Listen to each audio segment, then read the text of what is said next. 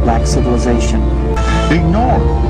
Just refuse to publish any facts of African history that don't go along with our racial theories.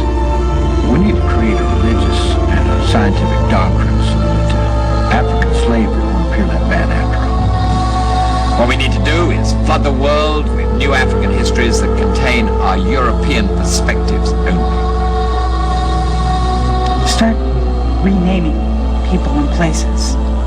Replace African names with Arabic and European names.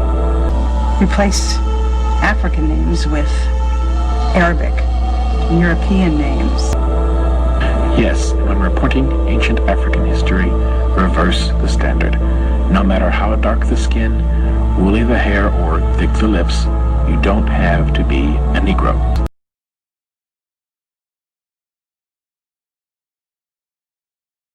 I want to give all the praises and the honor to Yahweh, Bahashem, Yahweh Shai, Bahashem, Recha HaKwadash, and double honors to the apostles and the elders of Great Millstone. I also want to give a sincere shalom, peace to the elect of the nation of Israel, you tribes scattered abroad. First and foremost, I want to go into this video on the smashing the white supremacist doctrine, so white Christian supremacist doctrine. Now, if these Christians were so much of love and peace and loved all, they wouldn't have a problem with us saying that the so-called Jesus would have been so-called black. They wouldn't have a problem with us saying King David was so-called black or King Solomon was so-called black. But you know what they're trying to do? They're trying to fight to keep him white. Okay?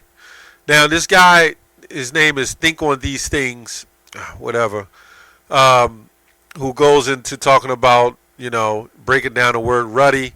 He says, you broke the Ruddy down. Did you break down Adam and Omi? Did you break down the English, you know, and blend of red into black? Because he knows.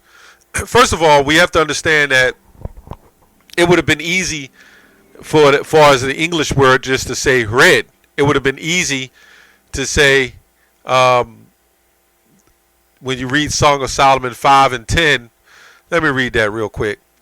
Song of Solomon 5, I think it's 5, not 5. Let me go, let's go Song of Solomon 5 and 10. Yeah, let me go to 5 and 10. It says in the King James, my beloved is white and ruddy. Okay? The chiefest among 10,000. So, wouldn't it have been easier to say white and red?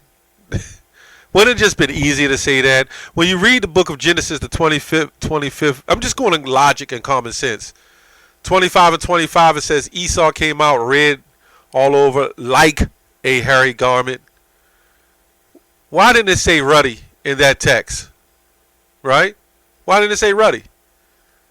See, it's easy to try to keep that white supremacy going. See, in the time of iconoclasm in the 1400s, right, and 1456 when they painted the new image of Jesus, and we all know through history this what was done.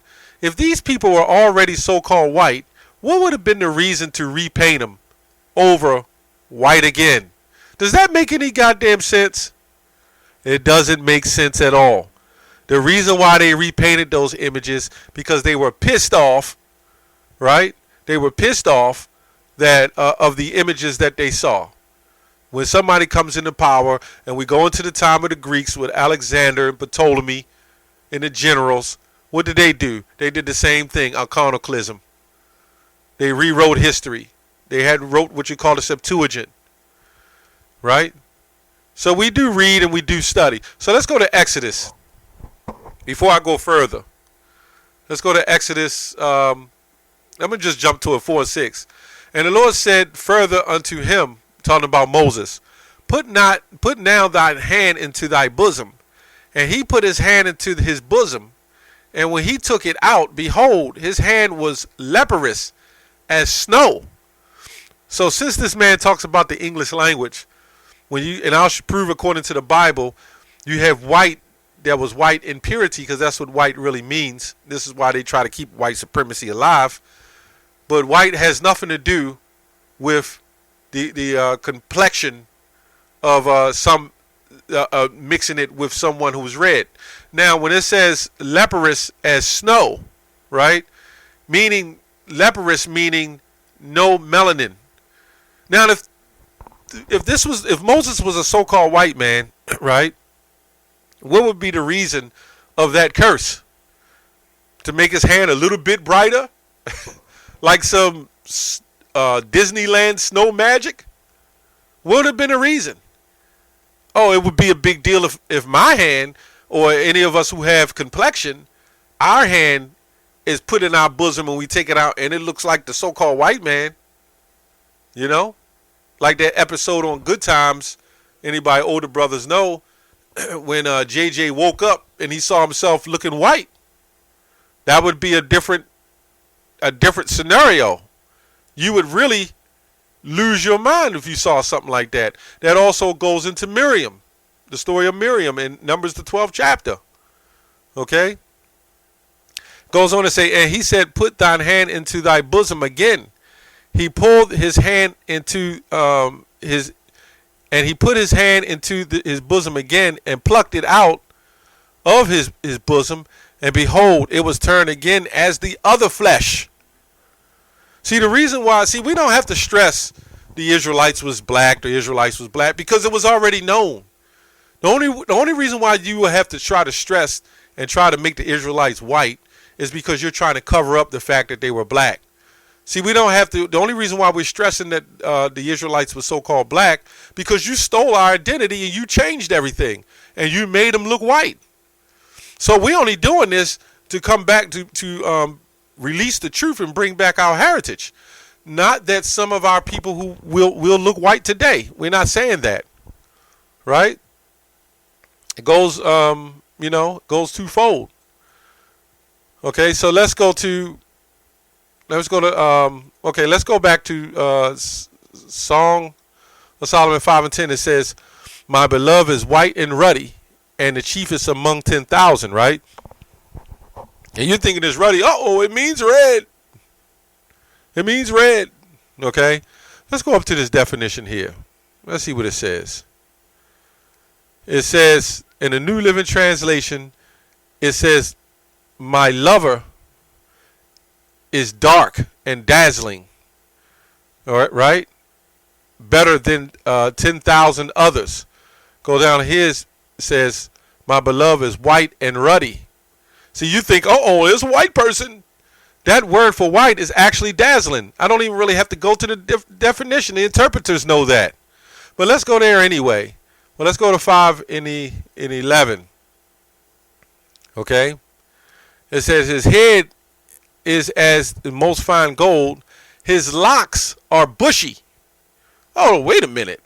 You going to tell me Solomon had locks and he was a so-called white man? Nice try. And black as a raven. Okay, so let's go. I'm going to try to make this quick. We got to do these lessons sometime just to get to the point. Let's go to 5 and 10. It says, my beloved is white and ruddy. Okay, so let's look up the word white. Does that mean it's a so-called white person? Okay. This word here is dazzling, glowing, clear and bright. That's it. Dazzling, glowing, clear and bright. And I'm also say this too. Why would the Most High have his let me say Solomon? A lot of us know him to be the son of the Most High. Okay, in the reincarnation. Why would he send these great men here with lack of melanin, where the sun? Because if it was cool, right, and it was great to have that complexion, why would you have to hide out of the sun like the vampires do? And I'm just being serious. I'm not, trying to throw heavy shots. We got to keep it real. The Most High is going to create these great men. They're going to have these great men in that era, in that time, and even including the one you call Jesus. And scientists have proven, everybody knows, now that we've been bringing it out, they've dug into it, that the one you call Jesus, which we say Yahushua, was a so-called black man as well. All these people were black men. Okay? So-called black men. So anyway, let's go into this Ruddy. Let's look up. Okay, that was dazzling. That was. Sometime we gotta go back through these lessons. Okay. Let's go back to white and ruddy. Okay, let's go to Ruddy. He said, "Did you go to the word dome?" Let's go. Let me click it on. Strong's H122. A dome. A dome. Okay, let's go. It says red, right? Ruddy of man. So let's look at a picture. It says a man of horse, of heifer, a garment, of water, of lentils. Okay. Here's the lentils. Here's the water, right? And this is not hard to figure out. Now, this man is saying, "Oh, you see, that's you're using the English." Well, the English language would have been so-called more racist. Why wouldn't they say, "Okay, extra red"? So really, when you're dealing with Ruddy, well, I'll get back into that. Because really, when you're dealing with it, that would be a more healthier looking complexion, right? Because to be red with no melatonin is not healthy. It just ain't. You crack in the winter, you burn in the summer. Lentils, water, garment. This is a heifer, which is you can go to the horse, same thing, or of man. And King David was a young man, okay, at that time. So look at the complexions of everything. See, we know with Christianity and supremacy, white supremacy, we know they'll take the color of bread, such as bread as wheat bread, a good wheat bread, a good pumpernickel bread, and you know that they'll bleach it and make it white. You know they'll take flour that's a good flour, right, and they'll bleach it and make it white. You know they'll take real organic sugar, cane sugar, and they'll bleach it and make it white. You see the point? So they did the same thing with the one you call Jesus, the same thing with King David, and the list goes on and on. This is what they do, man. This is what they do, right? Go into the Vulgate and see what they did with that, with St. Jerome. Okay? Let's go on to, I believe it's Lamentations 4 and 7.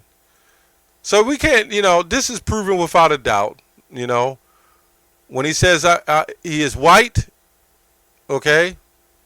Let's go to, his head is like gold, the clusters, okay? It says, here's another translation. My beloved is radiant and ruddy, okay? So ruddy, if it was really red, it would just be meant to say, okay, it's red. Just simply red. That would be the easier word to put in there. But they didn't think we would wake up and we would understand. My beloved is ruddy. My beloved is dazzling. And when you go on down, I forgot where it looks at. He is handsome and healthy. This is the contemporary English version. There it is. He's handsome and healthy. Okay? You can't get around this stuff, man. We're going to tell it like it is. Let's go back to Lamentations 4 and 7. It says, her Nazarites were purer than snow, right? They were whiter than milk. So now, they're white. They were more ruddy in the body than rubies. Wait a minute. You mean to tell me this whole verse is describing somebody being white and white and white, then all of a sudden red? Because nobody's actually really white. So what is this describing? Her Nazarites were purer than snow. They were whiter than milk. Right? They were more ruddy in body. So this is the white man trying to put an exclamation mark. This is white supremacist Christianity trying to put an explanation mark on white Jesus. Okay? Or David. Okay? So let's go on down to, this word breaks down itself, the scripture. When it says purer than snow, that's what it's talking about. Purity. This word snow, some of it I ain't going to be able to put up here. It just says snow. It just means pure. Okay, that's what snow means, basically. They were whiter, Okay, let's see what this says. To be dazzling, to be a glow. Like anybody you go and say, oh, it got such a glow. So the black man can't have a glow, right? But that's Christian supremacy. Okay? That's Christian supremacy. Right? This is why you can't get around it, man. You can't get around it. Then it goes on that Ruddy in this one will say something different than the other Ruddys. Why? Okay? To be rubbed red, dyed red, reddened. Okay? So let's go back. Look at these images. Okay? So there's a reason why he said he's more ruddy. Because his complexion is a unique complexion. Although he's so-called black man, he's a unique complexion. A beautiful, healthy complexion. That's all that's talking about. You know? That's all they're talking about. So why didn't Genesis 25:25 says Esau came out ruddy? Like a hairy garment. He didn't say ruddy. Total different definition, man. Okay? But we know how Christian supremacy get down. If you were a Christian, a white Christian, and they told you, write the Bible, print it the way you feel set fit. Damn well you automatically gonna look at your skin and say, uh-oh, let me try to make it happen. Anyway, I hope this lesson was edifying. It all makes sense. If white Christianity didn't have a problem with the Israelites being so-called black, why did they cover it up? Why did they whitewash the images? And if they were already white and everybody knew they was white, why would they have to whitewash images? And don't say they didn't. You can go to the Russian icons and they prove, They got it all in the proof. You can just look it up. Then they'll go to Wikipedia and you'll see everybody white. Jesus white, David white, Jeremiah white, Isaiah white. But then when you scroll down, you'll see them their original color. You can't get away no more, man. You've been found out. Need more proof since this guy claims that I go to the English and that's how we get it. Well, we get it from the English. We get it from the Hebrew. We get it from the Greek. We do what we get. We do what we can to get the full understanding of the words. In a compact Bible dictionary, it says ruddy, a word used to refer to a red or fair complexion, in contrast to dark skin of the Hebrews. Okay, that's it. So when you have a complexion, you can have a reddish tint to your complexion. That's what's healthy. It was healthy to have dark skin or have good melanated skin. That's a healthy thing. I mean, that's a healthy thing. It's healthy to eat good bread. It's healthy to eat good flour. Which, I try to stay away from a lot of breads, but it's healthy to eat, if you're going to eat bread, to eat a healthy bread. Or a healthy flour, or a healthy sugar, not all that refined bleach stuff, that's what's healthy. Anyway, how else more do we prove it? White supremacy. Hey, when you go to Revelations 1:14, said his feet was like unto fine brass, as if they burned in a furnace. Never said he had red feet. You